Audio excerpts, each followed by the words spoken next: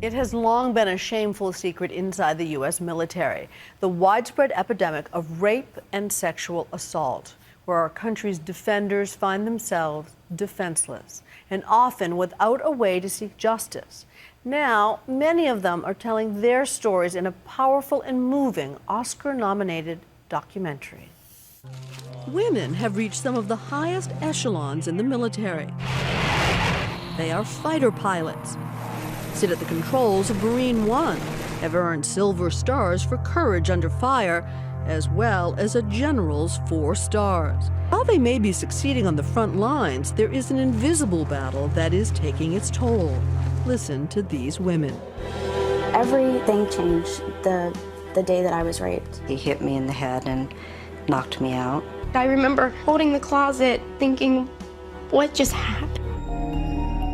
Their stories are at the heart of the Oscar-nominated documentary, The Invisible War. If this is happening to me, surely I'm not the only one. A film that shines a light on a hidden epidemic.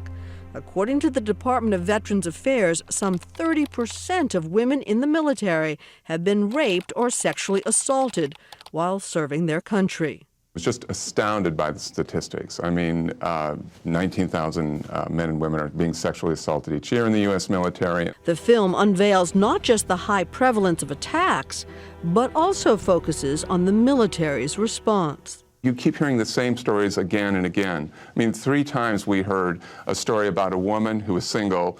She was raped by a married man, yet she was charged or threatened to be charged with adultery.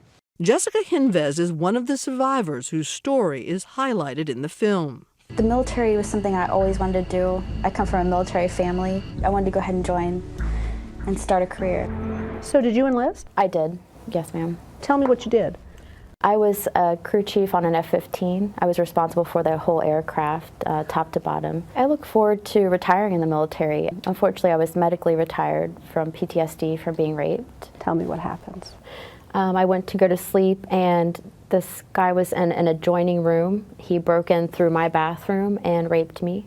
Walked back out through the adjoining room, grabbed his book bag, didn't say anything to anybody, and left. Her alleged attacker told authorities he stopped when she said no. But while Jessica was transferred to another base, the man she accused of raping her was given a commendation for his work. Ultimately, the military command weighed in and dismissed the case. I felt like this is a threat to justice, and this is so wrong. In fact, only 8% of assault cases go to trial. It's fully controlled by the chain of command. It's not an impartial judicial system the way we expect as Americans. Susan Burke represents Jessica and dozens of other servicemen and women in a lawsuit against the military. So from my perspective, what we have is the very people who are the bravest among us, the most willing to get out there and, sacrifice to defend the nation. They don't enjoy the same justice that we as Americans take for granted. And it's not just that your predator is not going to be punished. The chances are you will be. Yes, you lose your career. Every survivor who had the courage to report, all of them drummed out of the service. The case was recently dismissed. They said rape is a hazard to military service, and I can't believe this is reality. It's unnerving at best.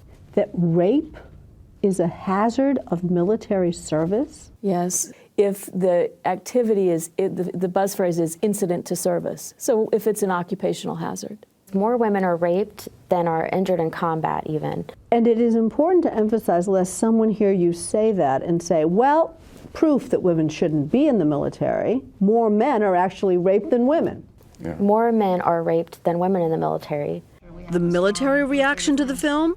Far from criticizing it, the military has been using the film in its sexual assault training program. We estimate that in 2012 alone, 10% of the military saw the film, 235,000 men and women.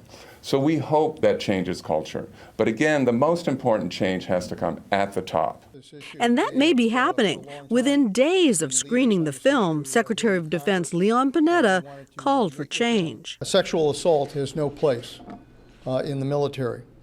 It is a violation of everything that the U.S. military stands for. But Jessica Hinvez and Susan Burke say relying on the military to correct the problem is naive. Congress needs to act to change the law. If Congress doesn't step forward and fix it, we've made our troops second-class citizens in our own nation. Can we fix it? They have a power to eradicate rape and eradicate sexual assault. It's doable. It just needs to be done. It doesn't have to take another 20 years or even a year or two. This can be done immediately and effectively. Zero tolerance. There's no excuse. Zero tolerance. There's no excuse.